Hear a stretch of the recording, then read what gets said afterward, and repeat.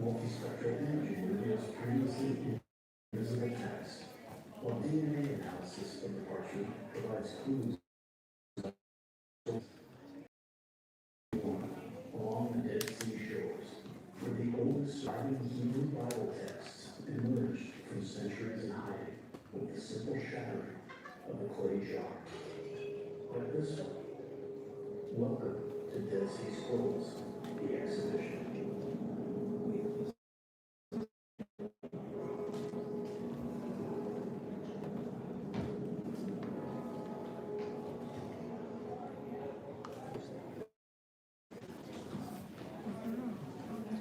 That's weird. No sound.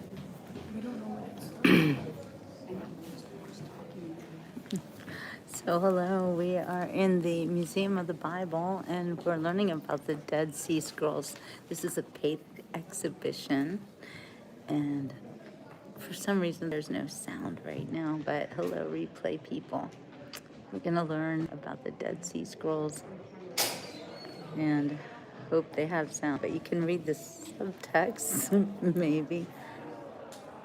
This guy's like, something's wrong. Something's wrong. Fix it, dude.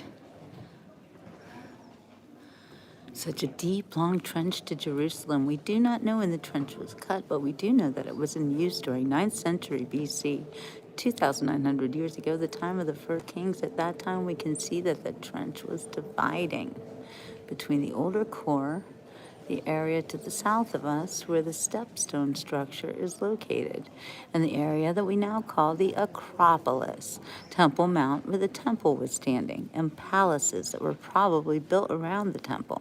If it was cut earlier than the 9th century BC, the Bronze Age, something like 4,000 years ago, then it means that we're standing at the northern border of the city, where the city defended itself from attacks that may have come from the north. The scale of this trench that completely changes the natural topography of Jerusalem tells us that it's time to go back to the biblical text and reevaluate references to the old geography of the city. All right. Filmed and edited by that dude and spoken by me. Hello, Evan.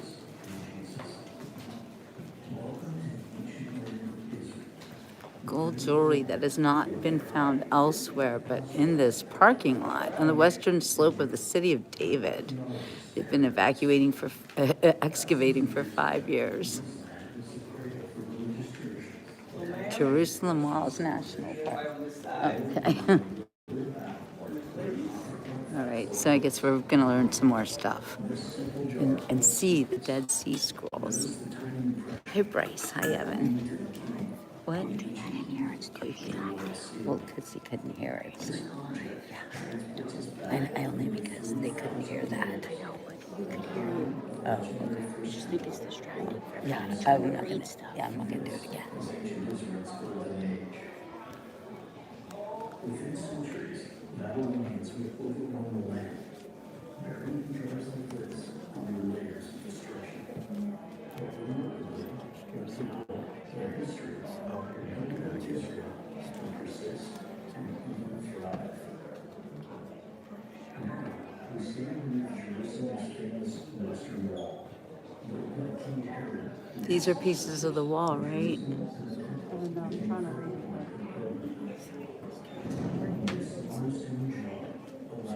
carved on a single chunk of stone, made has water used by worshippers at Temple Mount 2,000 years ago.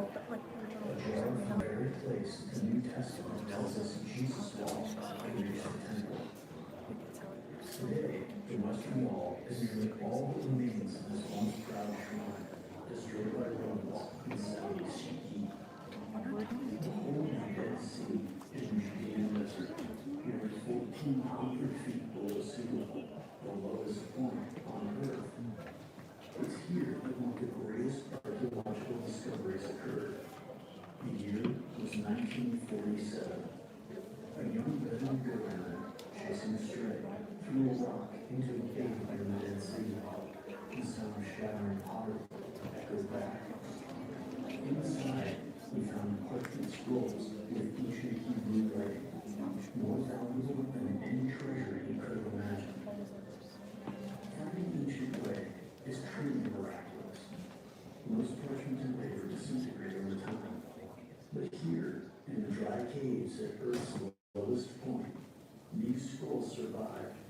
millennia. This discovery led to finding over 900 scrolls in nearby caves, all hidden as Romans destroyed Jerusalem. We call this vast library the Dead Sea Scrolls. Among these was the oldest known copy of the Ten Commandments, predating existing versions by over 1,000 years. This find offers unprecedented insight into the foundational texts of Judaism and Christianity, while also shedding light on the shared scriptural heritage that extends to Islam. Today, we use cutting-edge technology to unlock these ancient text secrets. Multispectral imaging reveals previously invisible text, while DNA analysis of the parchment provides clues about the scroll's origins. It all began here, inside Cave 1, along the Dead Sea shores, where the oldest surviving Hebrew Bible texts emerged from centuries in hiding, with a simple shattering of a clay jar. Like this one. Welcome to Dead Sea Scrolls, the exhibition.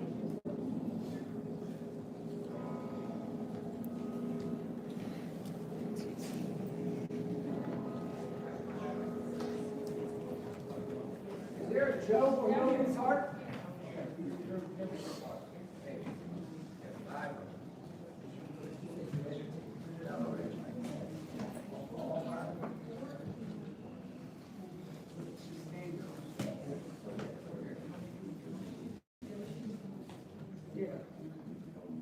Excuse me. Can I get- Yeah. Oh.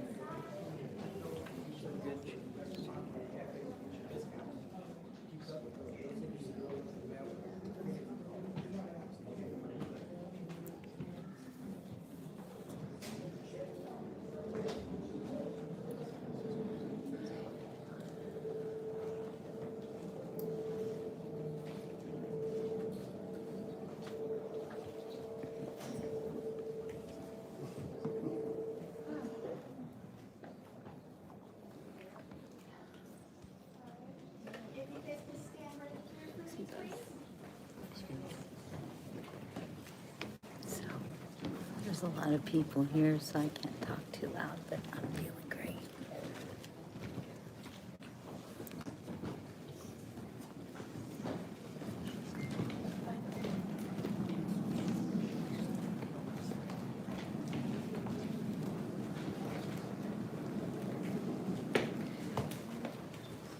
Is that salt? Sea salt, yeah. Wow.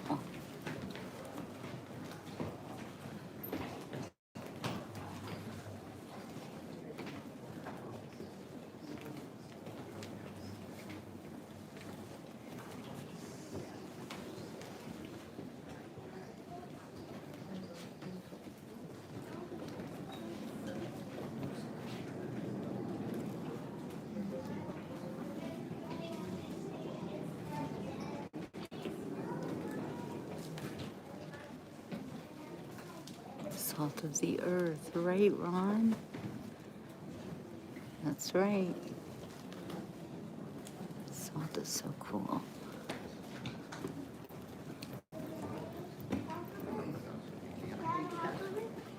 Do you feel like you're there? Okay, I guess this is the same.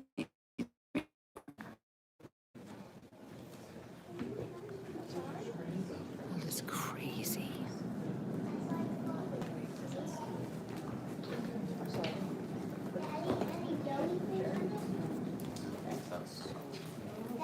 So those are pillars of salt, right? Wild.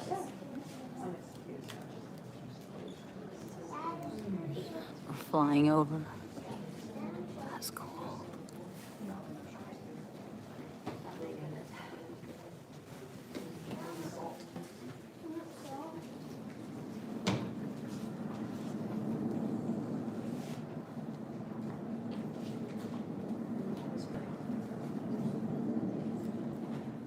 Beautiful. It's so barren and desolate, though.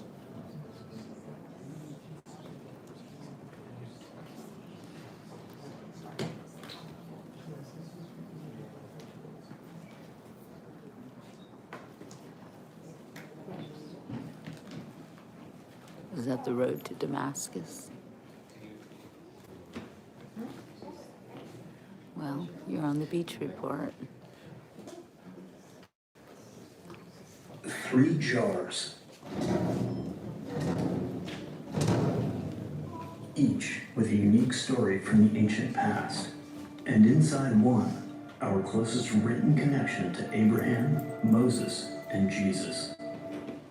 Welcome to the ancient land of Israel, the biblical land of milk and honey. At the crossroads of Africa, Asia, and Europe, an archaeologist's paradise. Thousands of years ago, this land was the cradle for religious traditions that helped shape Western civilization. A world we would know little about were it not for artifacts like this. This simple jar holds secrets. Notice the tiny impression, belonging to the king, in ancient Hebrew with a royal seal. This object transports us back nearly 3,000 years to the time of the legendary First Temple built by King Solomon. This was ancient Israel's golden age.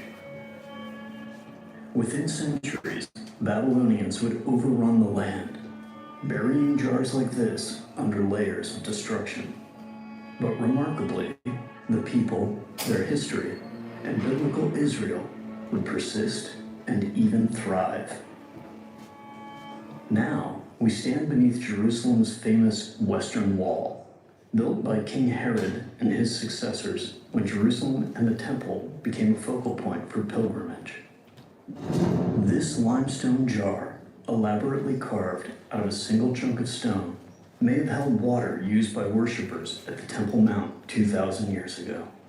A jar from the very place the New Testament tells us Jesus walked to reach the temple. Today, the Western Wall is nearly all that remains of this once proud shrine, destroyed by Romans in 70 CE. Behold the Dead Sea in the Judean desert, nearly 1,400 feet below sea level, the lowest point on Earth. It's here that one of the greatest archaeological discoveries occurred. The year was 1947. A young Bedouin goat herder, chasing a stray, threw a rock into a cave near the Dead Sea. The sound of shattering pottery echoed back. Inside, he found parchment scrolls with ancient Hebrew writing, more valuable than any treasure he could have imagined. Finding ancient writing is truly miraculous. Most parchment and paper disintegrate over time, but here, in the dry caves at Earth's lowest point, these scrolls survived for 2 millennia. This discovery led to finding over 900 scrolls in nearby caves, all hidden as Romans destroyed Jerusalem. We call this vast library the Dead Sea Scrolls. Among these was the oldest known copy of the Ten Commandments, predating existing versions by over 1,000 years. This find offers unprecedented insight into the foundational texts of Judaism and Christianity, while also shedding light on the shared scriptural heritage that extends to Islam. Today, we use cutting-edge technology to unlock these ancient text secrets. Multispectral imaging reveals previously invisible text, while DNA analysis of the parchment provides clues about the scroll's origins. It all began here, inside Cave 1, along the Dead Sea shores, where the oldest surviving Hebrew Bible texts emerged from centuries in hiding, with the simple shattering of a clay jar. Like this one.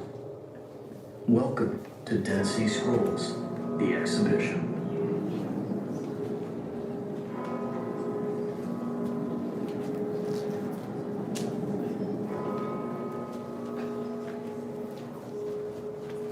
Welcome to the Beach Report. We're going to learn about the Dead Sea Scrolls. We are in the Museum of the Bible, and this is a paid exhibition that I'm taking you on. So, this is really going to be enjoyable, and we're going to learn a lot. So welcome. Ian, you're going to love this.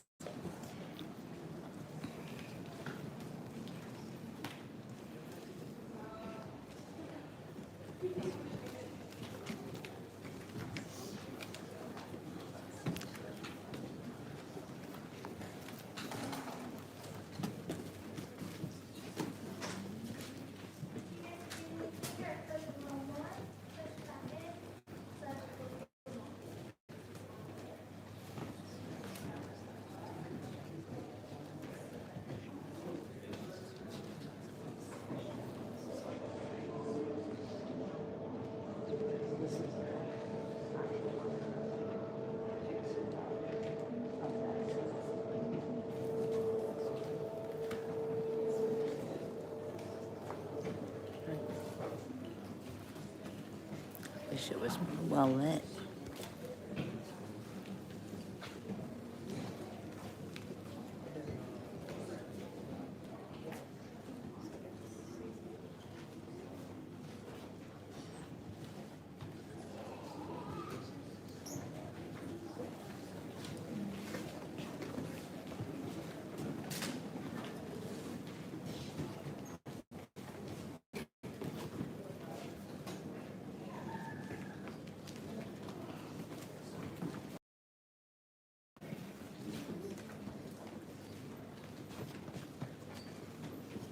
This is a timeline.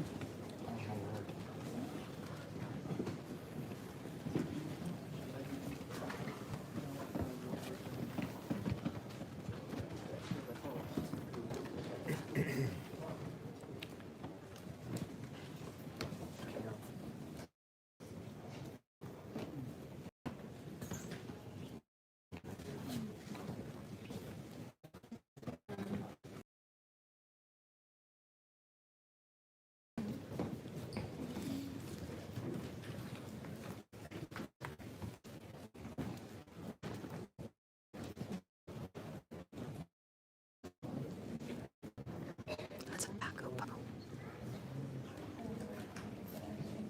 The Ottoman Empire.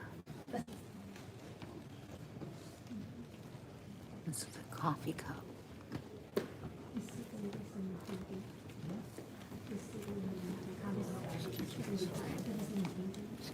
From the Ottoman period, 19th century. Thanks, Donna.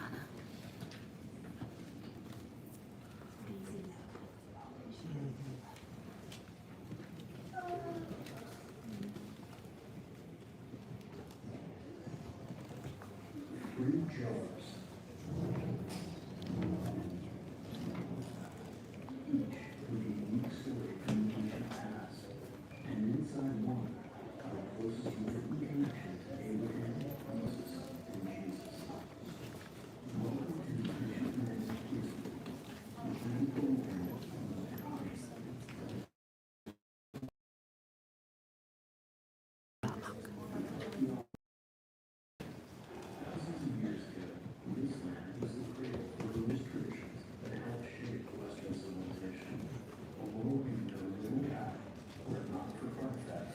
Space that is in that plate, but it looks like they get hit with a lot. It's like a nickel.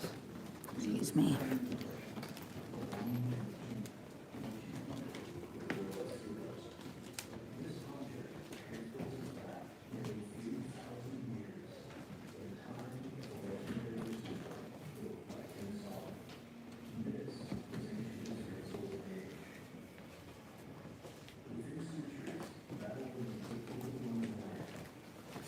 Hi, Jay.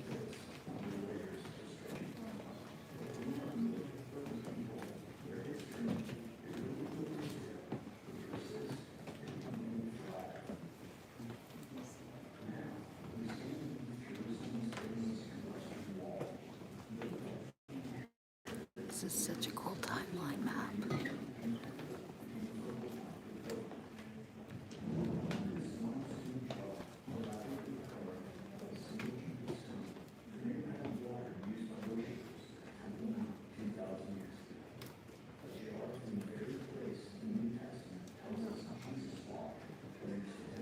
(400 BCE). That's a Jewish thing. The Common Era. The Jews refused to call it before Christ.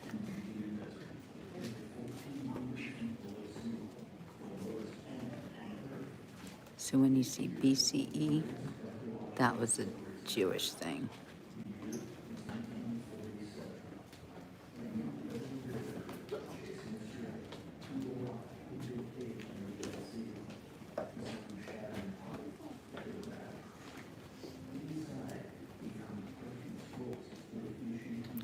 Years before Christ, the Romans destroyed the first temple.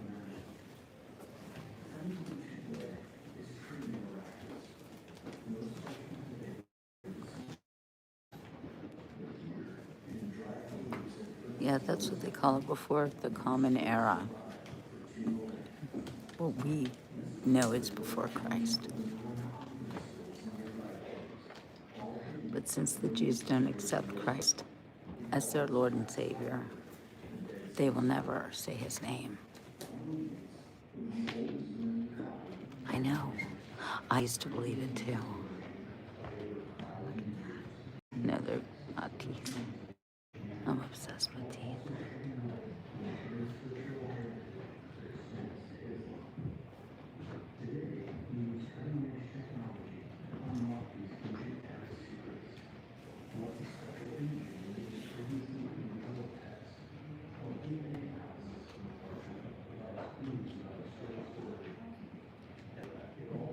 That's some cool stuff they found.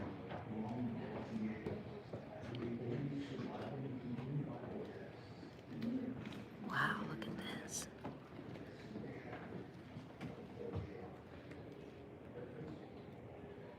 This is the Magdala stone.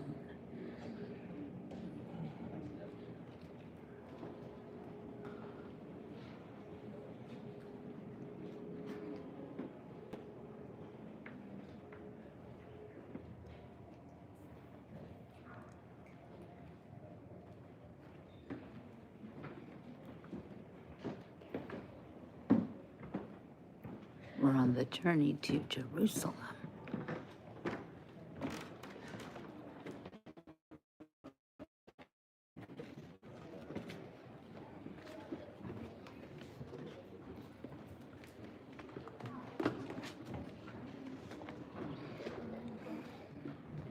Cookware.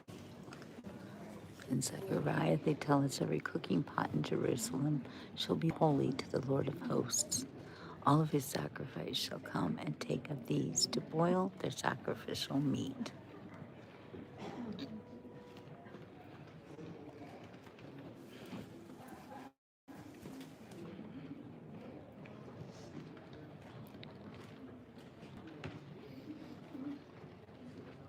These came from wealthy homes where they adorned their homes with luxurious decorations.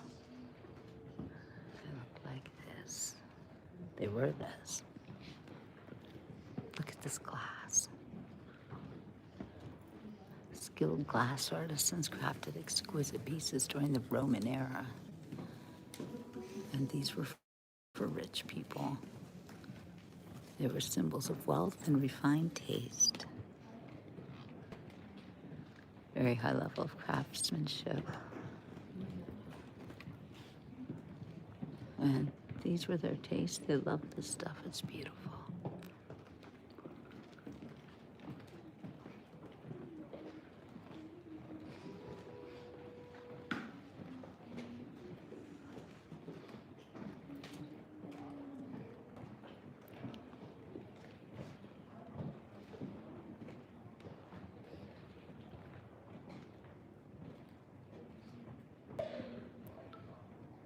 So what is this? This is a high society, Jerusalem's upper city. It was nice. These were the rich people.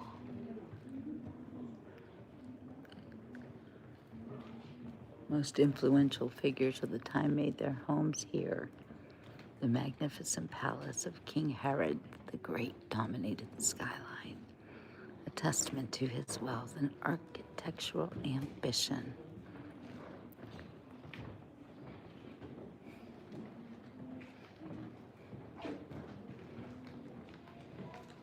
Stone vessels do not become impure, neither according to the Torah nor according to rabbinic law, according to the Mishnah. The belief that stone vessels resist ritual impurity sparked a revolution in Jewish life, boosting limestone vessel production.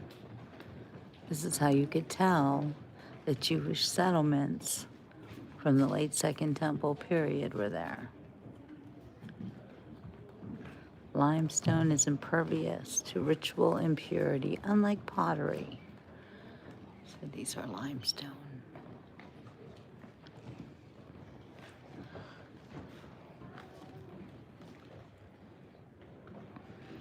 These are so cool. The way that looks.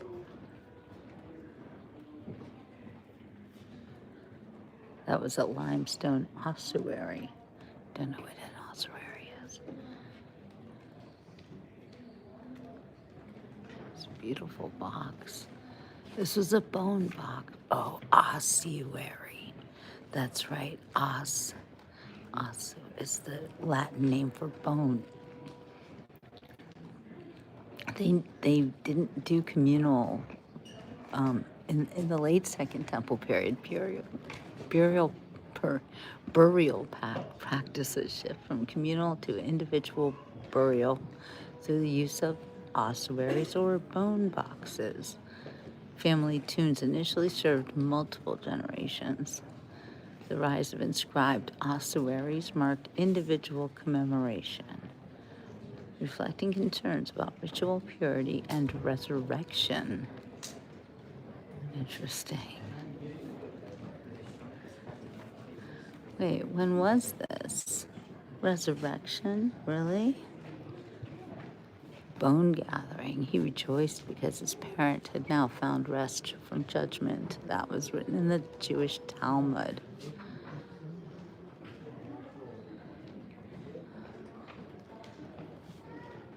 These little ossuaries probably held a child.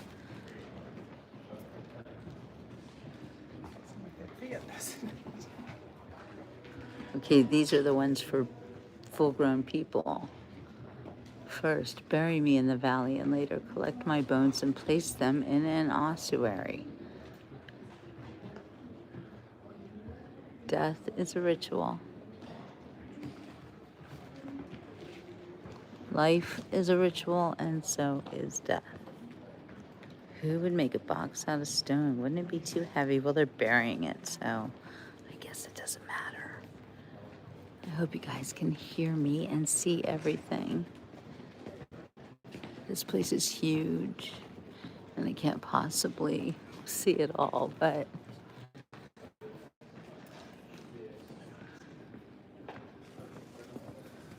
this is a map of Syro-Phoenicia. It's all different.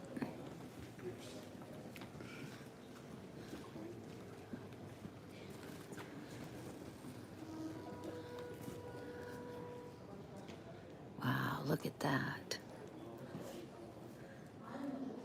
This is a Magadha ancient fortress, or part of it anyway. Perched atop a rocky plateau overlooking the Dead Sea, Magadha stands as a testament to ancient ingenuity and modern archaeological preservation. This UNESCO World Heritage Site, once King Herod's fortress palace, and later the last stronghold of Jewish rebels against Roman rule, now attracts visitors from around the world.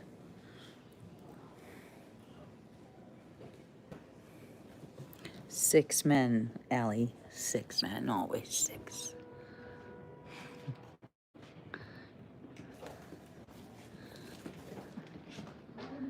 Got some artifacts here. Ancient lists. That's interesting.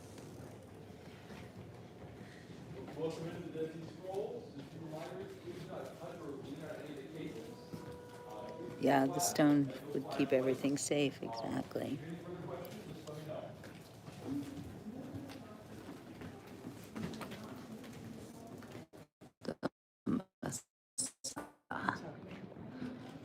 The final sold.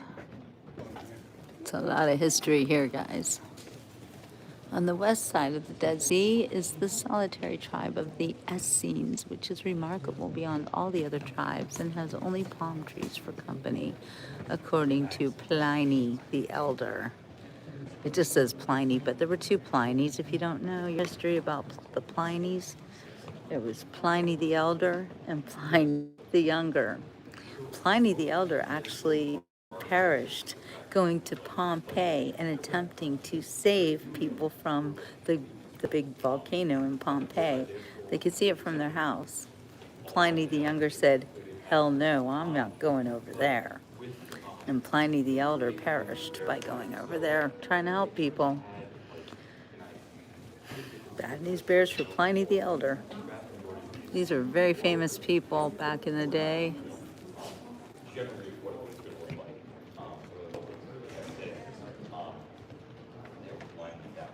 Shoes.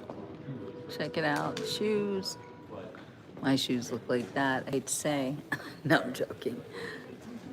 Yeah, it's really neat, isn't it, Ollie? In 1949, archaeologists discovered fragments of linen textiles in the Qumran caves. These simple textiles had served as protective wrappings for the Dead Sea Scrolls.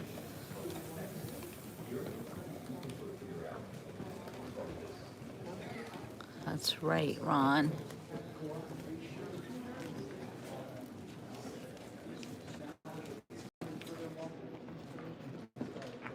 This is the Dead Sea.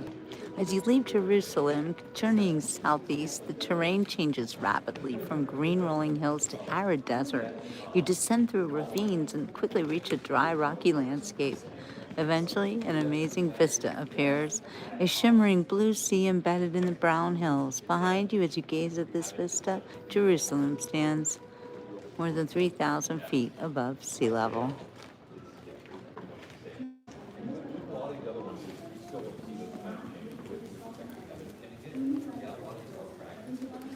Nobody really knows who wrote the Dead Sea Scrolls.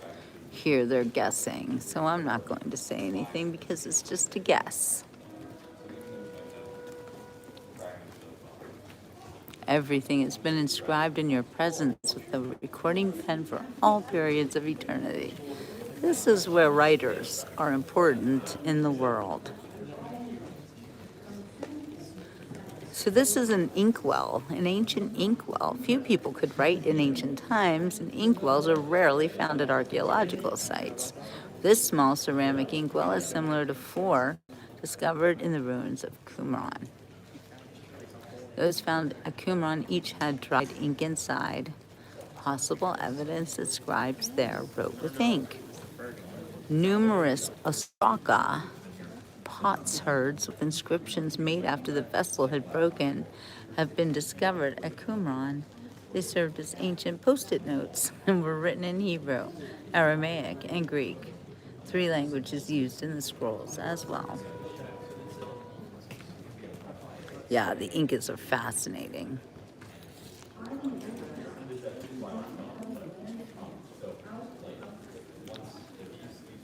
Their lives depended on the ability to capture and store water. Oh, and here's a money pot. Oh. Archaeologists at Qumran unearthed over 1,200 coins. 561 of them, all silver, were in a large hoard comprising 3 intact ceramic vessels filled to the brim with coins found under one of the Qumran buildings. Most coins were Tyrian shekels and half shekels, the same as those accepted at the Jerusalem temple for tax and other payments. Some view the hoard as evidence of a religious community at Qumran, where new members surrendered their worldly goods. Or perhaps the coins were collected for future payment of the temple tax.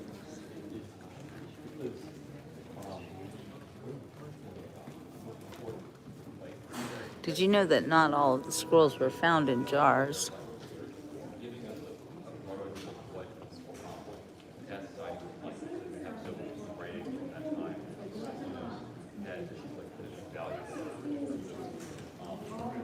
Remnants of an ancient pantry.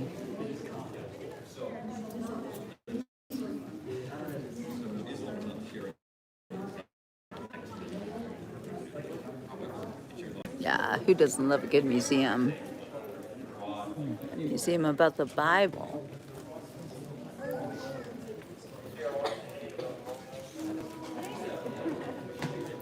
Qumran. I don't think I've ever even heard of Qumran. So everything you see here where they're trying to explain things is actually just conjecture, theories. So take it for what it is. They don't really know everything. So now the last hope which supported the tyrants was in the caves and caverns underground. They did not expect to be searched for. This is very interesting. Recent excavations under Jerusalem's stepped street support Josephus' account of the Roman siege. Cooking pots, jugs, and oil lamps discovered in the drainage tunnel and cisterns corroborate his grim narrative. As famine struck, inhabitants ate in hiding, fearing thieves. As the city's fall neared, people sought underground refuge. These artifacts hint at basic supplies carried by those desperately clinging to life in these dark havens. Ron used to work in DC. Got to see the basement of the Smithsonian. What? That's so cool.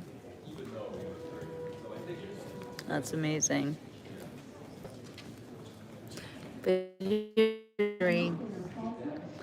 isn't always true. And sometimes, like I said, it's really just conjecture.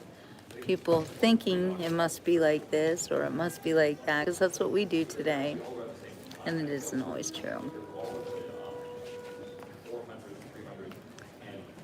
However, history is a lesson for all of us from the future, a lesson from the past. Yeah, Ron, that is so cool, seeing the basement of the Smithsonian. What did you see there? Are there dinosaur bones? What was down there? So, these are tools, spearheads. No, they're war weapons. That's a knife. First, I didn't know what that was, but that's a knife. Is looking pretty sharp.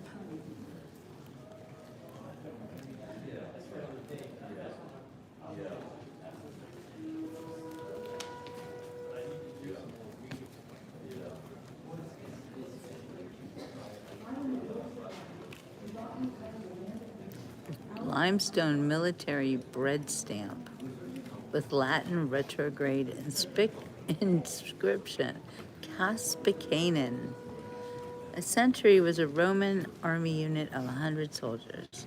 Jerusalem, Western Wall Plaza, late 1st century CE. That's called AC, after Christ.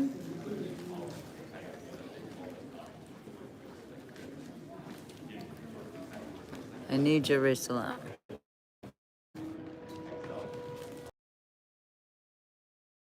You guys know that, right?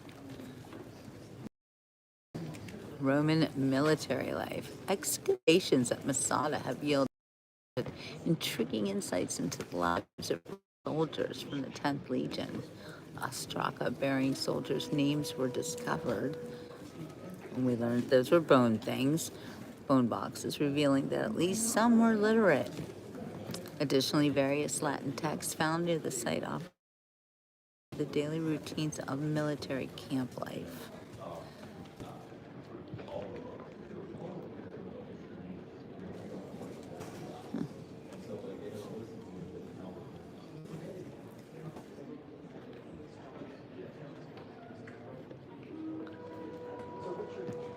Do you hear that sound that keeps going off? That's the sound of the shofar. Dead Sea Scrolls. Here they are. This is the real thing. It's really the Dead Sea Scrolls. That is pretty cool. This is about the birth of Noah. With him there will be advice and discretion, and he will know men's secrets. Who is the elect of God described in these enigmatic Aramaic fragments? 3 manuscripts survived to tantalize scholars with a birth narrative unlike anything in the Hebrew Bible. A child marked by destiny from his first breath. The scholarly debate remains unsolved. Some identify this figure as messianic, seeing in the text a prophecy of future redemption. Others connect the child to Noah, drawing on parallel traditions preserved in the Genesis Apocryphon, and the Book of Enoch. The ambiguity may be intentional. Ancient readers might have seen multiple layers of meaning where we see contradiction. The text unfolds in stages. First comes physical description. The child's appearance matters, marking him as extraordinary from birth. Then the narrative shifts to his intellectual journey. His wisdom begins limited, constrained by youth or circumstance, but expands dramatically through study of the three books. Scholars debate the identity of these texts, because they don't know, though many point to Enochic literature as the likely source of this transformative knowledge. Through mastering these books, the protagonist gains divine wisdom, secrets of heaven and earth that transcend ordinary human understanding, but not responsibility. He must share this revelation with others, becoming a constant in human realm. The text darkens towards its end. Enemies plot against God's chosen one, schemes laid to destroy him before his mission unfolds. Yet the narrative assures readers these conspiracies will fail. Why? Because this child's selection comes from God Himself, and divine election cannot be undone by human machination. Hey, that's interesting. Who do you know gets targeted for destruction probably every day of his life and lives to tell the tale? And that would be our President Trump. Because you can't kill somebody who God has ordained. You can't do it. Noah learned that. And I think also our president. Oot. This is really interesting because when my kids were little, they talked about Tobit a lot. And I don't know if it's because my son's name is Toby, but my daughter, or maybe it was my son, would always say, Tobit, Tobit, and suddenly Tobit. I don't know why they said that, but, and he said to them, in peace you came, and in peace you shall go, my brothers, and he made them enter his house. The book of Tobit disappeared from Jewish tradition for centuries, known only through the 4th century CE Greek manuscript Codex Sinaiticus, and later translations in Latin, Syriac, Coptic, Ethiopic, Armenian, and Arabic. But the Dead Sea Scrolls revealed something remarkable. The book's Semitic origins arrived in the caves. Cave 4 yielded 5 copies, 4 in Aramaic and 1 in Hebrew. Scholars still debate which Semitic language represents the original composition, but the scrolls prove Tobit began as a Jewish text before its Greek transformation. Set against the backdrop of the Assyrian Empire, 8th to 7th centuries BC, Tobit weaves together adventure, family trauma, and divine intervention. The story follows young Tobiah, son of the pious exiled Tobit, whose devotion to charity and proper burial rites catches heaven's attention. The angel Raphael descends in human disguise to guide the young man on a journey that will test faith and reveal providence. Tobiah's mission grows urgent. His cousin Sarah has been cursed. 7 times she married, 7 times a demon named Asmodeus murdered her husband on the wedding night before the marriage could be consummated. With Raphael's guidance, Tobiah banishes the demon, freeing Sarah to finally know married life. The angel's intervention extends further. He heals Tobiah's father from blindness, restoring both sight and hope to the family. This tale of loyalty, supernatural protection, and family redemption resonated deeply with Second Temple Jewish communities navigating exile and foreign rule. Yeah, no wine before its time, indeed. All right. the shofar that they want us to. Lord your God has commanded you. 6 days you shall labor and do all your work, but on the seventh day is the Sabbath of the Lord your God. You shall not do any work on it. You, your son, your daughter, your male or female slave, your ox or your ass, or your cattle.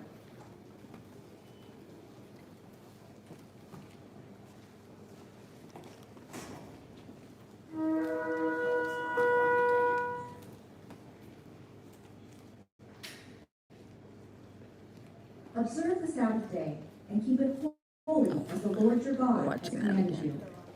6 days you shall Are there labor more? and do all your work, but on the seventh day is the Sabbath of the Lord your God. You shall Okay, not do any work on it. This is the Ten You, Commandments your son, scroll. daughter, your male or female slave, your ox or your ass, Found in or your Cave cattle. 4 at Qumran is composed of 2 sheets of leather that bear the text from Deuteronomy that includes the Decalogue, the Ten Commandments. This is not a typical biblical scroll, as it seems to. Again, is this the same one? Oh, Honor different. your Oh, good. father Good and your job. mother, Good as job. the Lord your God has commanded you, that you may long endure and that you may fare well in the land that the Lord your God is assigning to you.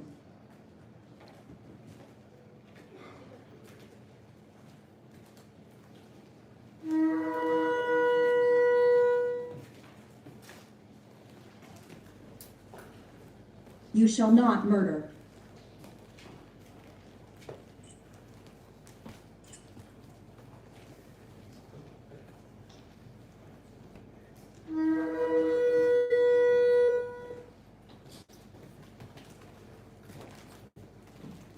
You shall not commit adultery.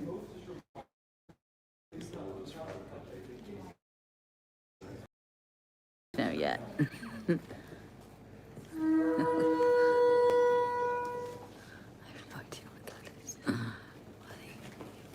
You shall not steal. You know what that is.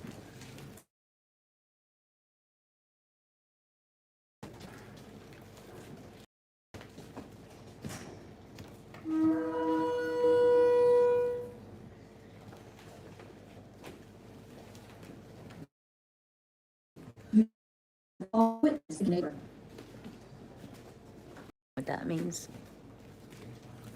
Like, think he did something bad, but he didn't. Right? Or you lying about it, making it look like you did something bad. You shall not covet your neighbor's wife. You shall not crave your neighbor's house, or his field, or his male or female slave, or his ox, or his ass, or anything that is your neighbor's. Don't be jealous. That's what that means. Here, we'll start at number 1 since we missed that.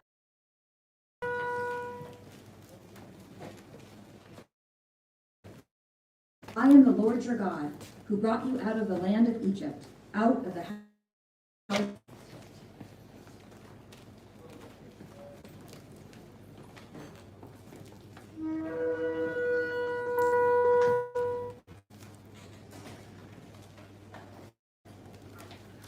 You shall have no other gods before me. You shall not make for yourself an idol, any likeness in the heavens above or on the earth below.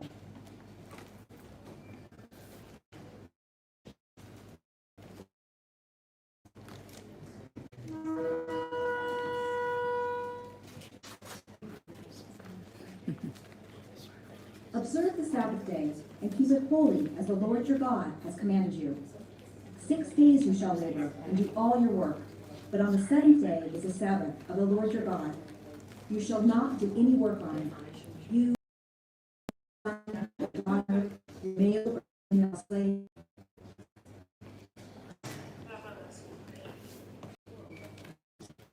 you may long endure and fare well in the land that the Lord your God is assigning to you.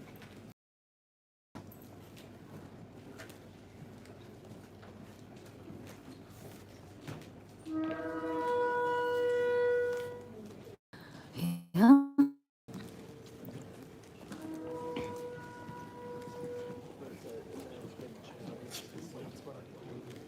Ancient Texts, Timeless Insights. These are 8 authentic Dead Sea Scrolls, remarkable artifacts that offer a unique glimpse into ancient history. They were discovered between 1947 and 1956. Here's one now. It's pretty amazing, isn't it? This is what they look like once they use technology to read them. Well, folks, just a reminder, please don't touch or lean on any of the cases. Thank you so much. If you have further questions, feel free to ask me. Do you have any questions for him? Let me know. We'll ask him. Now, this is very interesting and something I think that we might be looking at very soon. Jubilees. And you will burn everything upon the altar, a fire offering with a pleasant fragrance before the Lord. The Book of Jubilees claims extraordinary authority. It presents itself as direct revelation from the angel of presence to Moses on Mount Sinai, retelling the events of Genesis and early Exodus, not as human interpretation, but as heavenly disclosure. Yet despite these lofty claims, Jubilees never entered the canon of either the Hebrew Bible or the New Testament, earning its classification as apocryphal or intertestamental literature. Before the Dead Sea Scrolls emerged from the Judean desert, scholars knew Jubilees only through translations, Greek fragments, Syriac versions, Latin excerpts, and most importantly, a complete Ethiopic text that preserved the work when other traditions had abandoned it. The book's distinctive features lie in its chronological architecture. Drawing on the Jubilee concept from Leviticus 25, 8-11, the author divides all biblical history from creation to Sinai into 49-year periods called Jubilees.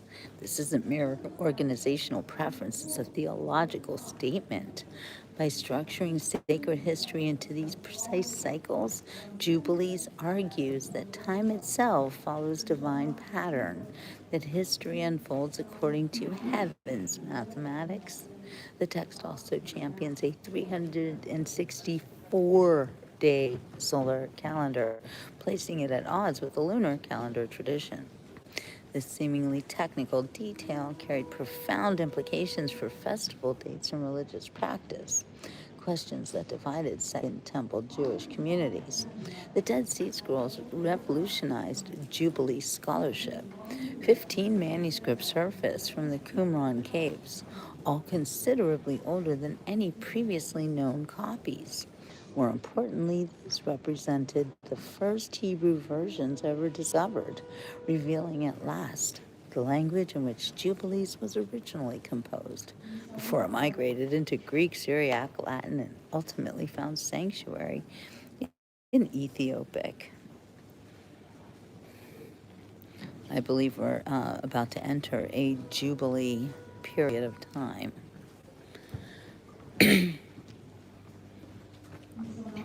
Community role. The community role ranks among the most revealing manuscripts discovered at the Qumran caves, preserved in more than a dozen copies, testimony to its central importance. Here, encoded in Hebrew script, lies the construction of a desert group that called itself the Yahad, or the community. This text opens a window onto their world, their theology, their discipline, their vision of what it meant to draw near to God, while the rest of Israel, in their view, had strayed. The Yahad bound itself through covenant, renewed annually in a ritual of confession and recommitment. Every year, a fresh beginning, every member reaffirming their place among the chosen. But entry came neither quickly nor easily. Prospective members faced a 3-year probation period, their conduct scrutinized and understanding tested at every stage. Only those who proved both faithful and comprehending could join the inner circle. The resemblance to Josephus's Essenes cannot be ignored. The famous Jewish historian described a sect whose practices mirror much of what appears to be in the community rule. Yet these scrolls themselves never use the name Essenes, leaving scholars to debate, are these the Essenes, a subgroup within that movement, or an entirely separate Jewish sect lost to history until the caves revealed their existence? Radiocarbon dating of this particular copy confirms its first century origin, placing it within living memory of the community's final days before Roman legions swept through Judea and Qumran fell silent. Again, a lot of theorizing and conjectures by historians. We don't really know the truth. Yes, could also mean joyous.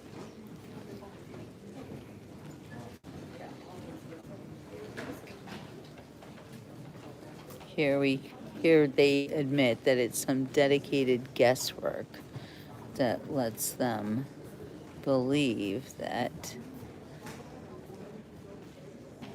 this is all they got out of this whole text. So they had to. I'm talking on my video and I'm trying to video this as well. We're supposed to be talking. People don't want me to talk.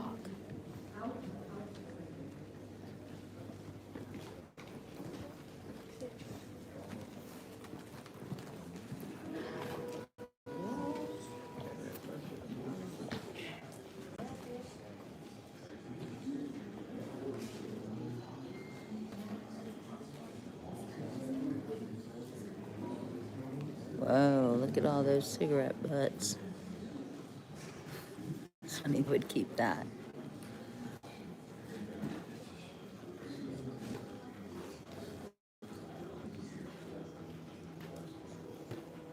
Not doing a game.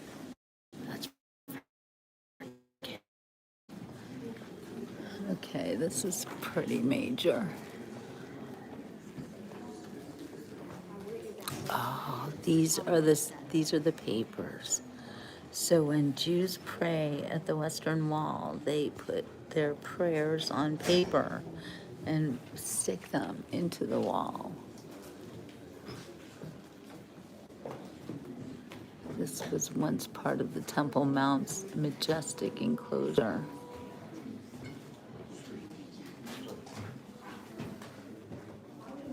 It's so cool. The pieces of paper. I think people do this now.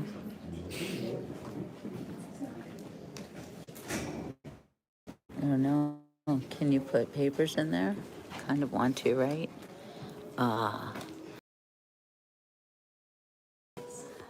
That's what it's all about.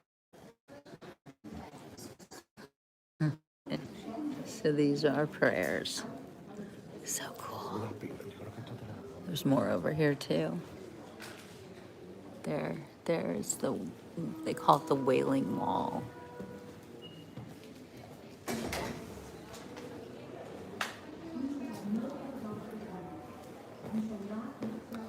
You see what this guy's doing? That's called davening. Jews pray and both of them, they bounce like that. They're davening.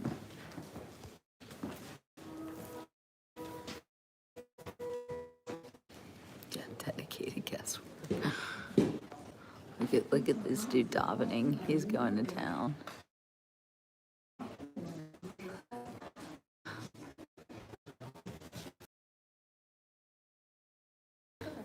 The Altacockers, old men davening.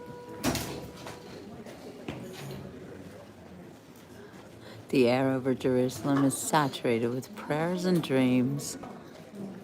Like the air over industrial cities, it's hard to breathe. You're shaking, so am I. It's because of Jerusalem, isn't it? One doesn't go to Jerusalem, one returns to it. That's one of its mysteries. Written by Elie Wiesel, prize-winning author. Okay, so We're going out into the store.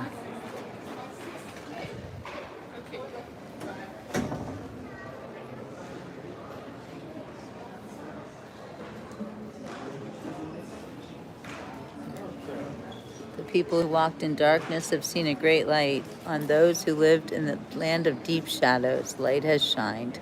Isaiah 9:2.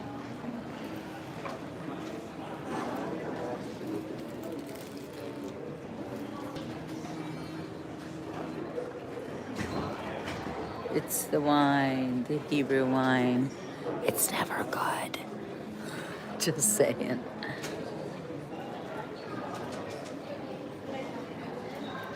What do autistic children do?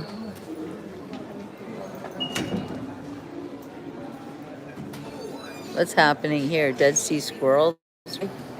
These are the Dead Sea squirrels, in case you didn't know. Oh, it's a whole book about the Dead Sea squirrels. That's weird. Okay. Squirrels are a thing. I didn't know. Dead Sea squirrels are all about it. Interesting.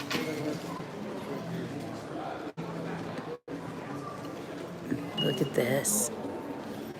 The Holy Temple. So you know that this is all the story of Hanukkah. The Holy Temple being destroyed and the oil coming in for 8 days, taking 8 days to get there. But honestly, the Hanukkah story isn't about oil.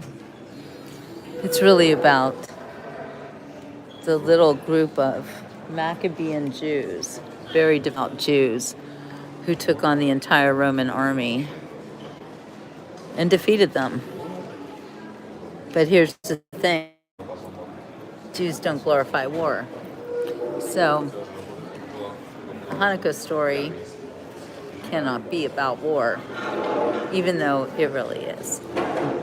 Squirrels are very intelligent. I've seen a lot of videos lately with squirrels and squirrel families and stuff squirrels do. These are great gifts for little kids. Look at that.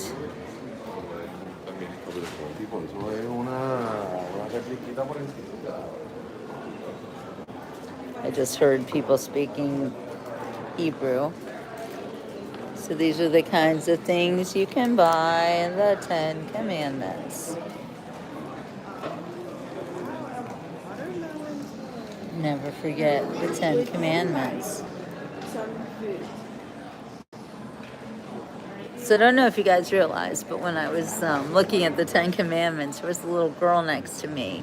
And it was so funny because it's talked about don't do adultery. And she goes, I have no idea what that means. And I'm like, I'm not telling you. It was funny. She's a cute little girl, though. That's why I was explaining to her.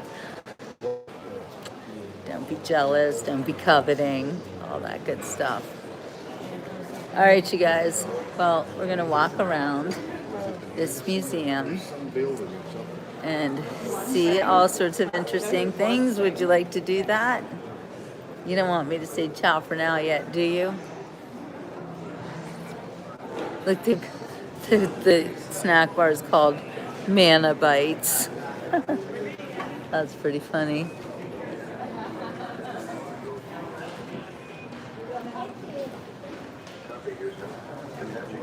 Okay, all right, so here's what we got on every floor.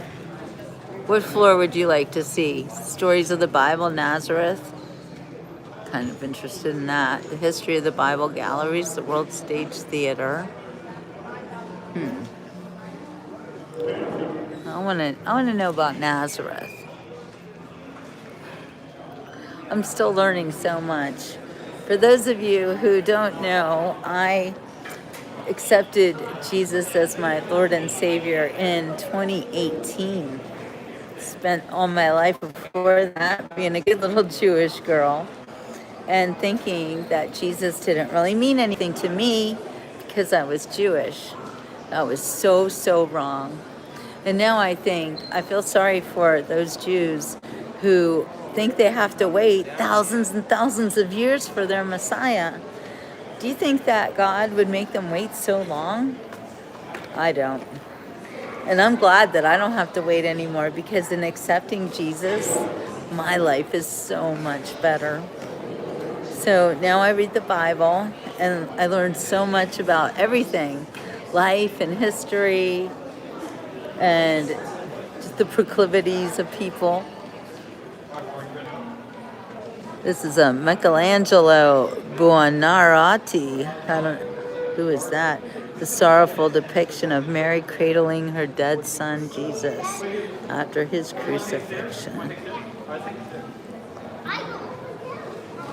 Wow. This is the only sculpture ever signed by Michelangelo. This is a replica cast from molds taken of the original in 1932. Wow. It's pretty amazing. Hey, Daniel. All right, Amy. I got you covered, girl. Jesus the Christ, I am the way, the truth, and the life. No one comes to the Father except through me.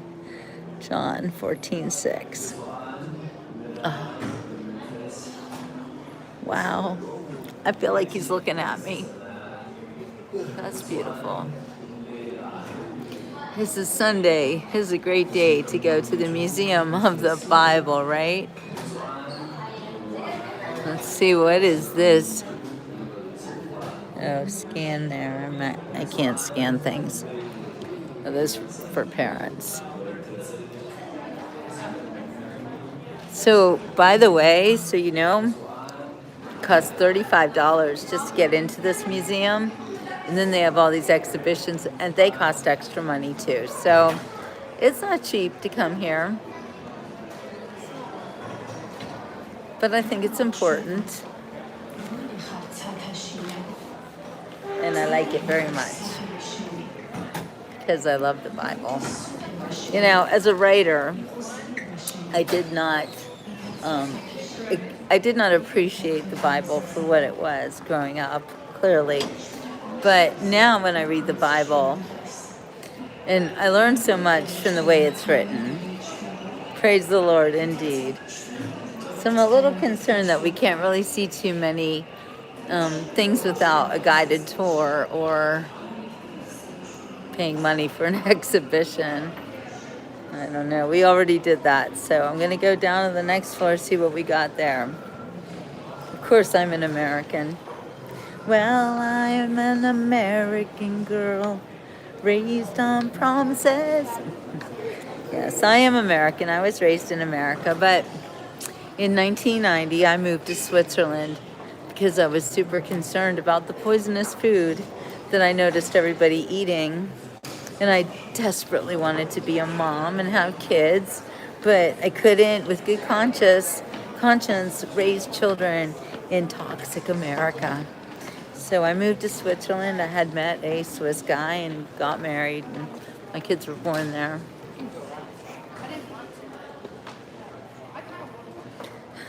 I don't know if there's an ancient holy water vending machine, but I wouldn't be surprised.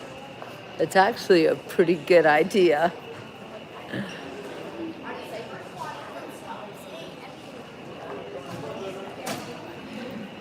Stories of the Bible, of the Tanakh.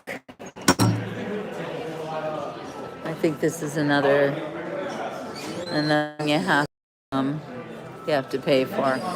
Oh well. So we're just walking around seeing stuff. I'm actually pretty cold in here, and I would like to go get out in the heat, in the sunshine. I know, the crazy girl who had heat exhaustion yesterday. Can't wait to be warm again. Okay.